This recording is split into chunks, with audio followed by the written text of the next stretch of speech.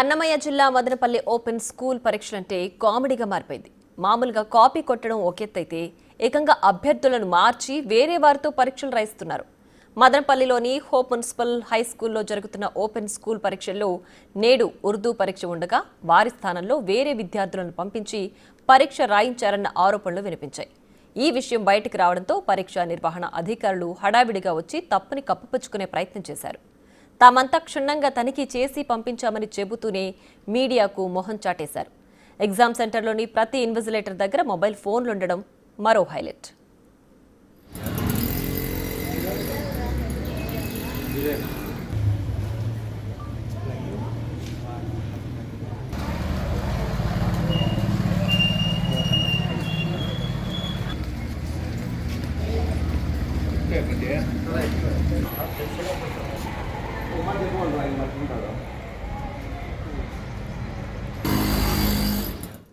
ఇక మరింత సమాచారాన్ని మా ప్రతినిధి దామోదర్ అందిస్తారు. అయితే హోప్ మున్సిపల్ స్కూల్లో ఓపెన్ ఎగ్జామ్స్ దగ్గర అవకతవకలు జరిగినట్లు తెలుస్తోంది. ప్రతి ఇన్విజిలేటర్ కూడా క్షుణ్ణంగా అందరినీ తనిఖీ చేసి లోపలికి పంపించినప్పటికీ కూడా వాళ్ళందరి దగ్గర మొబైల్ ఫోన్లు ఉన్నట్లు కూడా గుర్తించారు.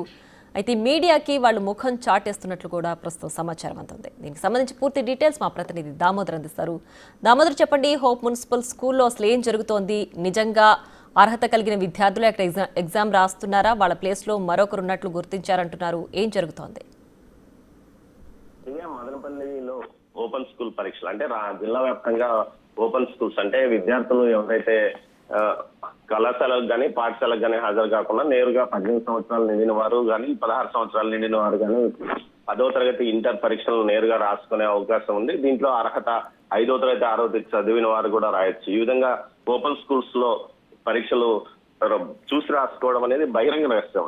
ఏదైతే అక్కడ ఉన్న ఎగ్జామినర్లు కానీ ప్రైవేట్ స్కూల్ యాజమాన్యాలు కానీ ఏదైతే ఓపెన్ స్కూల్ సెంటర్స్ వారు వీరు ముగ్గురు ఒకటై ఇంత మొత్తం ఏదైతే ఇన్విజిలేటర్లకు చెల్లించి ఎగ్జామ్స్ రాసుకుంటారో, అయితే ఇక్కడ అభ్యర్థి కాకుండా మరొక అభ్యర్థులను కూడా మార్చడం కూడా జరుగుతుంది. తాజాగా మదనపల్లిలోని హోప్ మున్సిపల్ హై స్కూల్లో ఓపెన్ ఉర్దూ పరీక్షలు ఉండగా ఉర్దూ పరీక్షలు జరుగుతున్నాయి ఈ రోజు.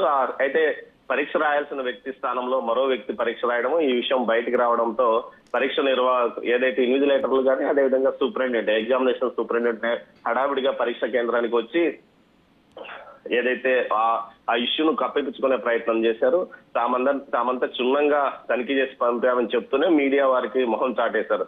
ఎగ్జామ్ సెంటర్ లో ఇన్విజిలేటర్స్ సెల్ ఫోన్స్ తీసుకోవాలి నాట్ అలౌడ్, కానీ ప్రతి ఎగ్జామినేషన్ లో ప్రతి ఎగ్జామినర్ ఏదైతే ఇన్విజిలేటర్ వద్ద మొబైల్ ఫోన్ లో ఉండడం గమనార్హం. దీంతో పాటు జిల్లా వ్యాప్తంగా జరుగుతున్న ఇదే పరీక్షలు ఇదే విధంగా జరుగుతుంది. నిన్న పుత్తూరులో కూడా ఈ విషయం బయటపడింది. తాజాగా మదనపల్లి ఈ విధంగా జిల్లా వ్యాప్తంగా ఓపెన్ స్కూల్స్ పరీక్షలు చూచిరాతలుగా మారిపోయినాయి. దీంతో పాటు ఏకంగా పుస్తకాలను తీసుకుని వెళ్లి పరీక్షలు రాస్తున్న పరిస్థితి కనిపిస్తుంది ప్రియ.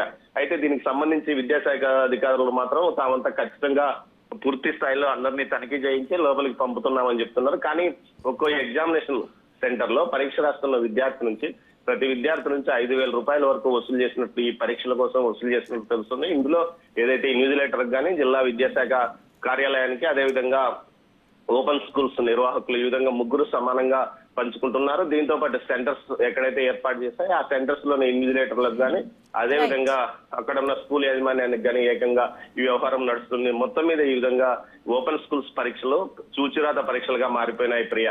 Right Damodar, thanks for the updates.